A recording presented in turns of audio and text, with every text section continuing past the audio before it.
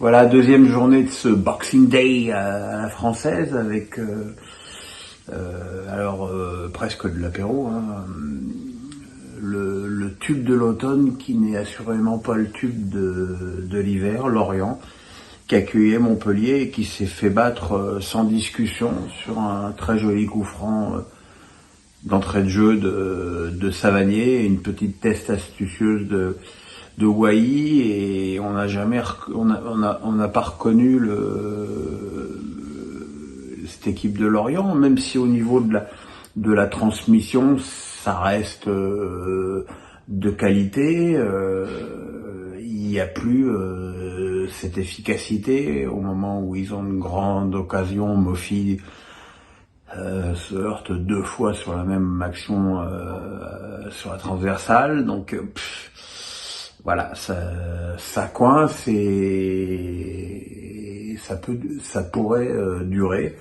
Quant à Montpellier qui restait sur une série épouvantable, moi j'ai jamais compris que cette équipe ait autant de difficultés, parce que je trouve que l'effectif est quand même intéressant et de qualité, donc peut-être que Montpellier sera une des bonnes équipes de cette deuxième partie de saison.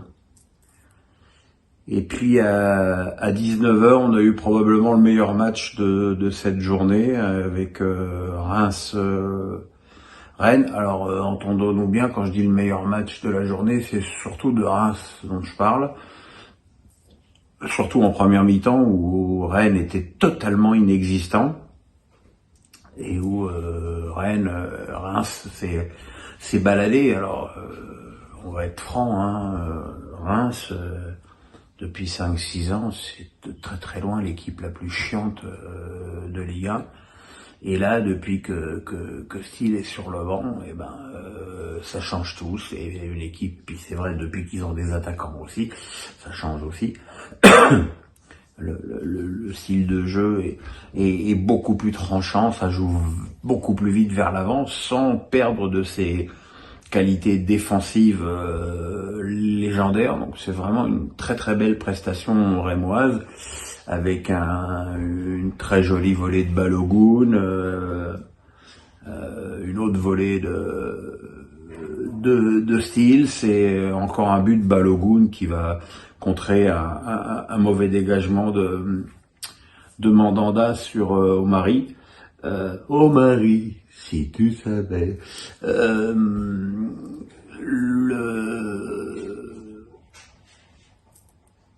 Pour Rennes, qui n'avait pas perdu depuis le mois d'août, c'est à l'évidence un coup d'arrêt, mais voilà quoi, c'est vraiment chapeau à Reims pour son match. Et puis on va finalement assez vite passer pour ce Nice-Lens qui a été quand même très triste, même si Pépé côté niçois fait beaucoup d'efforts. Voilà, j'ai toujours dit que si Lens devait coincer quelque part, ce serait offensivement. C'est tout à fait ce genre de match auquel je pensais. Il n'y avait pas beaucoup d'imagination, et aussi il faut, et c'est pas la première fois que je le dis non plus, ça, finalement assez peu de prise de risque. Et puis dans le même temps, Marseille a fait exploser une équipe de Toulouse qui est beaucoup trop junior pour ce genre de match, ce genre d'affrontement et ce genre d'ambiance. Rongier a ouvert le score sur un centre de Gigot. Ça, c'est l'action improbable du match, mais le centre est impeccable et la volée l'est aussi, donc ça vous plaît pas, n'en dégoûtez pas les autres. Ensuite, il y a eu ce but contre son camp avec une double tête de Nicolaisen. Faut m'expliquer. Et en deuxième période, la fatigue n'aidant pas, les Toulousains ont explosé de partout. Il y a eu ce but magnifique de Kolasinac, le but magnifique de Pépé, encore un but de Tavares. Voilà, c'est un OM qui revient bien dans ce championnat avec exactement le même style que d'habitude. Pourtant, il y a des joueurs qui sont partis et il manquait des joueurs. Mais voilà, il faudra compter évidemment avec l'OM pour cette deuxième partie de saison.